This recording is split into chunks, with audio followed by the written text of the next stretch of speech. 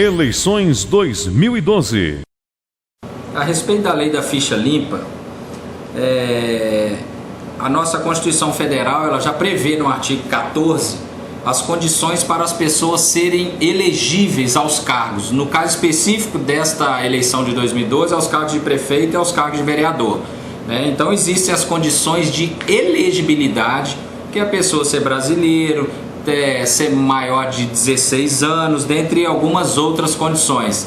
Existem as condições de inelegibilidade, as causas de inelegibilidade, que não podem ser elegíveis, como o caso do analfabeto.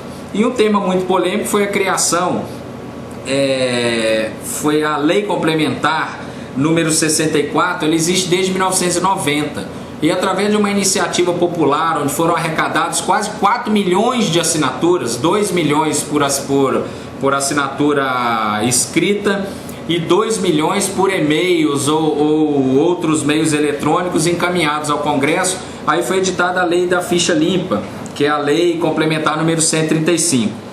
E essa Lei Complementar 135, o que ela trouxe de importante que a gente já pode falar para as pessoas saberem quem não poderá emprestar o seu nome para ser candidato ao cargo de vereador e ao cargo de prefeito municipal, Um exemplo da mudança da lei aqui é o seguinte: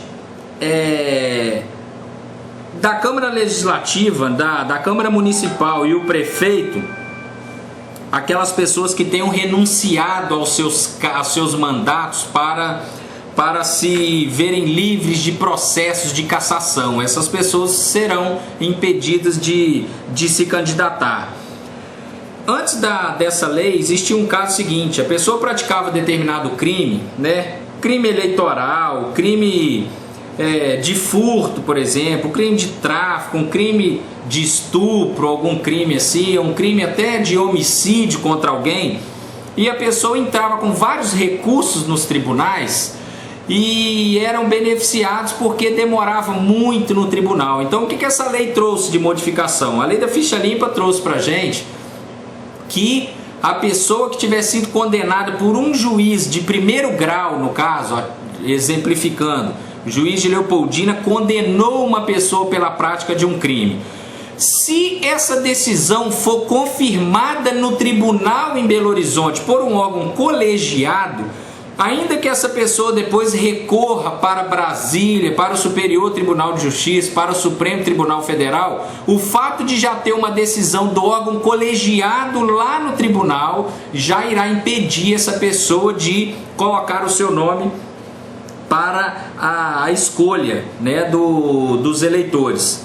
Pessoa, por exemplo, que tiver tido suas contas rejeitadas por alguma irregularidade que é considerado pela lei como insanável, que não tem como arrumar essa irregularidade, e o Tribunal de Contas do Estado ou da União tenha dito que realmente a conta está irregular e a decisão transitou em julgado lá neste órgão, esse candidato não vai poder concorrer às eleições de 2012. As pessoas que tenham renunciado, por exemplo, ao cargo de prefeito municipal ou vereador, vamos supor que uma CPI do município de Recreio, por exemplo, seja instalada ou instaurada contra um determinado candidato, e esse candidato, para não ser cassado, ele renuncia ao seu mandato. Esse candidato não vai poder concorrer a essas próximas eleições. Outra novidade, por exemplo, se a pessoa exerce um cargo, por exemplo, de médico, advogado, engenheiro, arquiteto, dentista, e ele tiver tido registro na sua entidade de classe, vamos supor que o Conselho Regional de Medicina tinha cassado o direito de um médico exercer a sua profissão, esse não vai poder concorrer às eleições. Que a OAB, por exemplo, tenha cassado o direito de alguém exercer advocacia, essa pessoa não vai poder concorrer. Todas aquelas pessoas que tiverem sido demitidas do serviço público também, essas pessoas não vão poder emprestar o seu nome para a escolha dos eleitores. Agora, uma coisa que eu acho muito importante, mais importante do que a lei da ficha limpa, é o eleitor, né, dos municípios que compõem aqui a comarca, Leopoldina, Argirita e Recreio, que os eleitores saibam escolher. Verifiquem a vida pregressa do candidato, verifiquem em Recreio se a pessoa realmente tem uma ficha limpa, se a pessoa não teve envolvimentos com justiça, não teve envolvimentos com desvio de bens públicos, se a pessoa compra voto, por exemplo, ou se a pessoa faz doações que são muito comuns, como doações de dentadura, de galinha, de saco de cimento, de tijolos, caminhão de areia. Esse tipo de conduta é que o eleitor tem que tomar cuidado para que não vote nessas pessoas, porque vão estar vendendo seus votos. As pessoas que praticam esse crime, as pessoas que em troca de algum benefício, como trazer eleitores, por exemplo, pagando lanches em troca de voto, por exemplo, isso é crime, dá até 4 anos de prisão.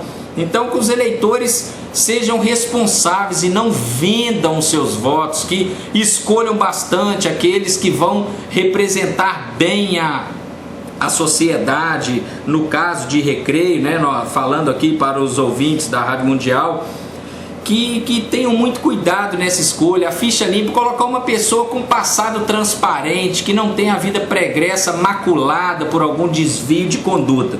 Então, o que eu tenho para dizer é isso, e que em relação a essas condutas que eram comuns, né, a partir do momento que a lei enrijeceu, a lei colocou fiscalizações, nós vamos ter muitas fiscalizações das polícias no dia, dos oficiais de justiça, do fórum, dos oficiais do Ministério Público. Então, em Recreio, que a gente sabe que é uma cidade pequena, onde costuma ser uma eleição conturbada, uma eleição onde as pessoas querem a todo custo ganhar o voto dos eleitores, a justiça vai estar atenta para essas condutas, e aquelas pessoas que tentarem de alguma forma ludibriar tanto os eleitores ou enganá-los em troca de voto ou tentar ludibriar a justiça, essas pessoas nós vamos processá-las na área eleitoral, processá-las na área criminal, para que a gente tenha somente nos cargos de vereador e prefeito pessoas dignas de representar a sociedade. Eleições 2012. A lei traz para a gente algumas vedações, né, algumas proibições que durante a propaganda não pode ser feita, né? Eu gostaria de ressaltar que a propaganda ela inicia-se a partir do dia 6 de julho.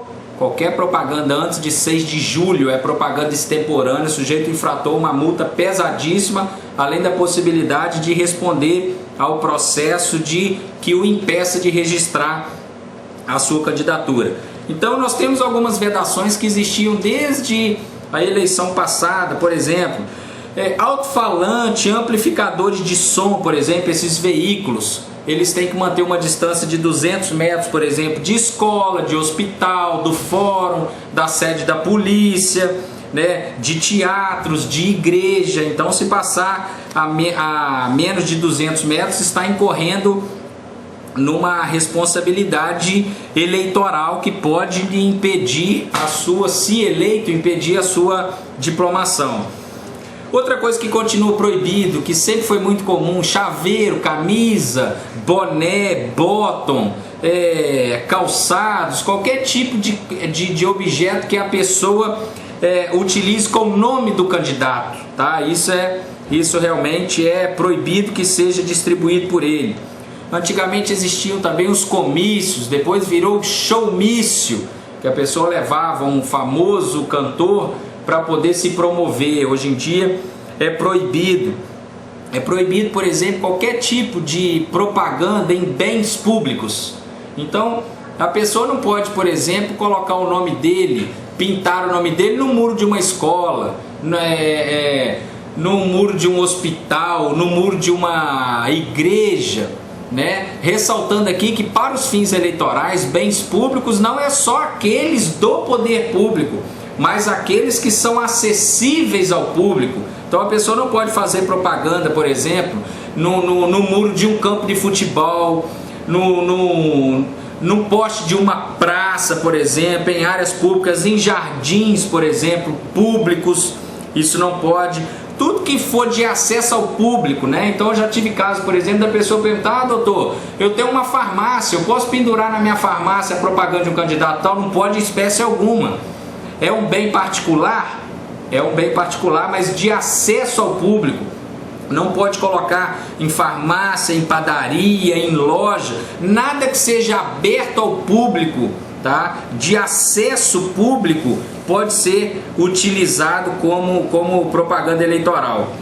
Na propaganda eleitoral, por exemplo, pela internet, né, ou pelo rádio, é proibido qualquer tipo de propaganda paga. Essa propaganda ela é somente a propaganda prevista em lei, tem os seus horários descritos, a justiça vai informar quais que são os horários. E nas propagandas por esses meios, o que é proibido pela lei também é que algum candidato ridicularize outro candidato, coloque charge, entendeu? Algum recurso que difame o candidato. Isso tudo daria ao candidato um direito de resposta, né? Outra coisa que não pode ser feita em espécie alguma, um pretenso candidato de um município utilizar de um símbolo que já é utilizado pela prefeitura do município, de modo que o eleitor associe aquele candidato ao slogan daquele município.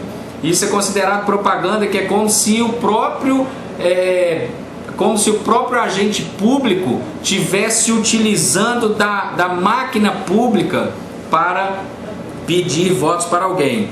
E o mais grave, previsto na lei, que inclusive dá pena, é você oferecer, prometer dinheiro, dentadura, saco de cimento, tijolo, galinha, consulta médica grátis, qualquer tipo de bem que seja oferecido responde pelo crime de até 4 anos, tanto a pessoa que ofereceu, quanto, que é o candidato, quanto aquela pessoa que tenha recebido.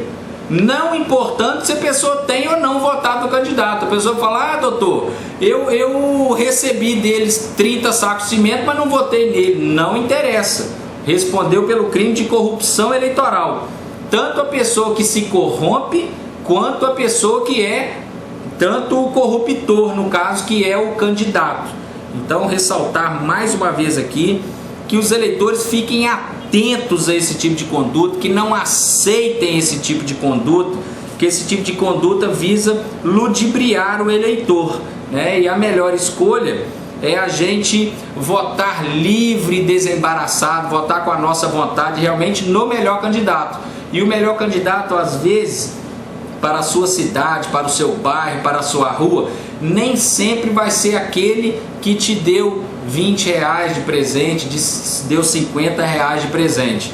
Ressaltando que a justiça vai estar diligente, a justiça vai estar fiscalizando junto com a polícia esse tipo de conduta.